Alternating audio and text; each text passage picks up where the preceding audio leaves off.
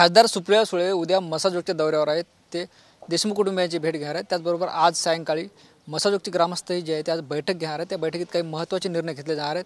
आणि आपण ज्या पद्धतीने बघतोय धनंजय मुंडे व सुरेश दस यांची भेट झाली, त्यावरून जे गावकऱ्यांनी जे आहे ते प्रतिक्रिया व्यक्त करण्याचा प्रयत्न या ठिकाणी सुरू केला. आपल्यासोबत मसाजोगचे ग्रामस्थ आहेत आणि आज सायंकाळी जे आहे ते मसाजोग येथे बैठक पार पडणार आहे. आपण बघतोय ज्या वेळेस गावकरी बैठक घेतात तेव्हा तरी काहीतरी मोठा निर्णय गावकऱ्यांच्या वतीने घेतला जातोय. गावकरी म्हणून तुम्हाला काय वाटतं, उद्या जे आहे ते सुप्रियाताई सुळे येणार आहेत, आज आपण बैठक घेणार आहात? आजची आमची जी बैठक आहे ती ग्रामस्थांना आजपर्यंतचे आम्ही जे बी निर्णय घेतलेत ते सगळे आमच्या ग्रामस्थाच्या विचारातून निर्णय घेतलेले आहेत.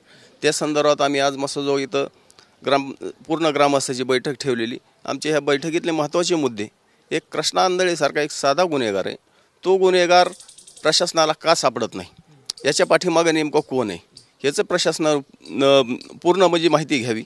दुसरा मुद्दा, आजपर्यंत ही सरकारी वकील विशेष सरकारी वकिलाची जी नियुक्ती करण्यासंदर्भातला आम्ही वेळोवेळी शासनाला निवेदनं दिलेले आहेत. मुख्यमंत्र्यांशी आमची चर्चा या संदर्भात झालेली, तरी आजपर्यंतही त्यांना कसल्या म्हणजे या प्रकरणात सरकारी वकिलाची नियुक्ती केलेली नाही. ती सरकारी वकिलाची नियुक्ती व्हावी. आणि हे जे आरोपी होते, आरोपी ज्या दिवशी संतोष देशमुखचा खून झाला, ते खून झाल्याच्या दिवसापासून ह्या आरोपींना सहकार्य करणारे जे समजा बाकीचे जे आहेत त्यांना आजपर्यंत सहआरोपी का केलं नाही, याच्यातले जे समजा PSI पाटील आहे, पाटीलला नुसतं निलंबित केलं आहे, त्यांच्यावर काय कार्यवाही केली हे पण माहीत नाही. म्हणजे हे प्रशासनाकडून आम्हाला कसल्या प्रकारची ह्याच्यात माहिती मिळत नाही. आणि ही जी आहे या संदर्भात आज आम्ही मसाजोगमध्ये बैठक घेतलेली.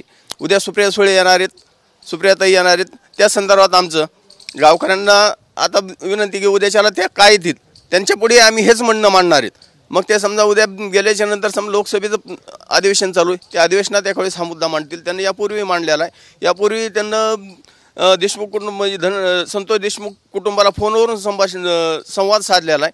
ते उद्या आल्याच्या नंतर आम्ही आता त्या संदर्भात त्यांच्याशी चर्चा करणार आहेत. निश्चितच समोर आपण बघतोय उद्या सुप्रिया सुळे दौऱ्यावर आहेत. काय अपेक्षा सुप्रिया सुळेकडून? सुप्रियाताईकडून आमच्याकडून एवढीच एक अपेक्षा आहे की समजा ते लोकसभेमध्ये आहेत, लोकसभेचं अधिवेशन चालू आहे, त्या अधिवेशनामध्ये हा मुद्दा त्यांना प्रखरतेने मांडावा. जे गृहमंत्री आहेत अमित शहा, त्यांची भेट घेऊन ह्या प्रकरणावर विशेष लक्ष द्यावे. आणि जोपर्यंत त्यांना असं आमचं म्हणणं आहे की बाबा त्यांना ह्या गोष्टी पवारसाहेब असतील किंवा लक्ष स्वतः वैयक्तिक लक्ष देऊन जर ह्या प्रकरणात तुम्ही लक्ष दिलं आम्हाला 100% नाही भेटत.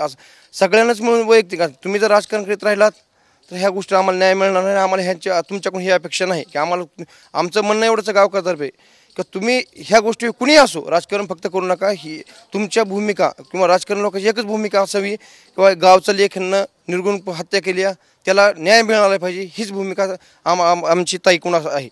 पाटील या भेटीनंतर जे आहे ते सुरेश दसवर टीका करताना आपल्याला पाहायला मिळतात. होणार ना, त्यांच्याकडून जी अपेक्षा होती किंवा दस साहेबांना जी ह्या प्रकरणाविषयी जी वाचा फोडली असेल किंवा ह्या प्रकरणाविषयी त्यांना जी स्टँड घेतला आहे त्याविषयी काही झालं की माणसाला दुःख होतं किंवा त्यांना काही माहिती भेटली असं झाला, त्याच्यामुळे ते चिन्ह साहजिक आहे. त्यांना त्यांच्याविषयी टीका करणं किंवा का केली ही त्यांचा वैयक्तिक प्रश्न, पण साहजिक आहे ना किंवा बाबा एखादा माणूस ह्याविषयी जर प्रकरणावर स्टँड घेतो पूर्णपणे आणि तर अचानक असं भेट झालं ही कुठे बी त्यांच्याविषयीच नाही, असं कुणी बी झालं तर ते माणूस समोर त्यांच्यावर बोलू शकतो, चिडू शकतो. त्यांचा स्वभाव होती आणि त्याचा स्वभाव स्पष्ट आहे, ती पोटात काही ठेवत नाही, जे आहे ते समोर बोलून टाकतात. मग त्यांच्या दस साहेबांनी चांगलं काम केलं असलं तर ते 100% जाहीर. आज महत्त्वाची बैठक पार पडणार आहे. काही आंदोलनाची भूमिका ठरणार आहे काय बैठक?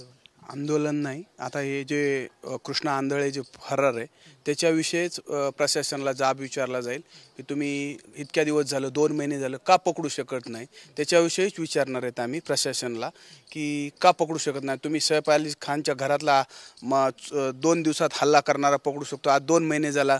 तुम्ही प्रशासनानं आम्हाला वारंवार टाईम मागितला, 15 दिवस द्या, 8 दिवस द्या, आम्ही तुम्हाला पकडू शकतो, पकडून आणून देतो, नाही आणून देतो. आता तुम्ही ज्यावेळेस जलसमाधी झाली होती त्यावेळेस आम्हाला सांगितलं की 2 दिवस थांबा, मी तुम्हाला पकडून देतो, तरी अजून का नाही पकडू, तेव्हा आम्ही प्रशासनाला जाब विचारून आम्ही. ग्रामस्थ म्हणून काय वाटतं, ज्या पद्धतीने तपास यंत्रणा तपास करते, भेटीगाठी होतात, तेव्हा राजकारण जे आहे ते सुरू आहे, तपास योग्य दिशेने सुरू आहे असं वाटतं तुम्हाला? आता तपास कसा सुरू आहे काय माहिती नाही आम्हाला, पण संतोष देशमुख हे भाजपचे बूथ प्रमुख होते. त्यांनी निस्वार्थीपणे लोकसभेला देखील पूर्ण गावाविरोधात असताना भाजपचंच काम केलं. आणि आम्हाला असं वाटतंय की शरद पवार साहेब हे त्यांची शरीर प्रकृती साथ देत नसताना सुद्धा ते या ठिकाणी येऊन लोकांच्या कुटुंबाच्या त्यांनी भावना जाणून घेतल्या. निश्चितच आपण बघतो हे सर्व मसाजोगती ग्रामस्थ होते. आज सायंकाळी एक महत्त्वाची बैठक या गावात पार पडणार आहे.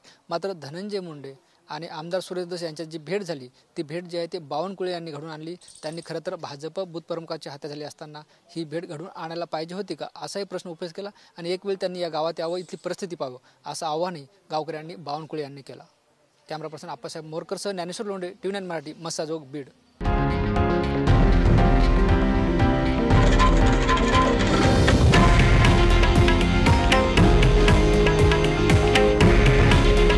हे आहे देशातील नंबर 1 न्यूज नेटवर्क आणि आपण पाहत आहात TV9 मराठी.